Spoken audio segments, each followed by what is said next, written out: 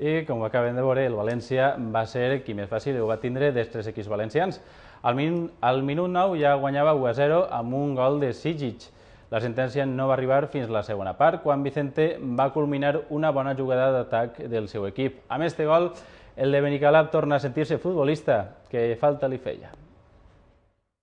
Sí, ya mejor. Yo creo que las lesiones ya las vamos dejando atrás y afortunadamente pues las cosas están saliendo muy bien. El equipo va mejorando poco a poco y eso es lo más importante.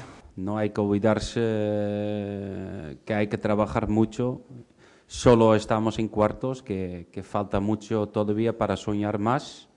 Y hay que ir poco a poco, hay que ir primero sábado, después los dos partidos contra Atlético de Madrid. Y seguramente van a ser dos partidos vibrantes con dos equipos que saben jugar bien y más o menos mucha igualdad en ese sentido.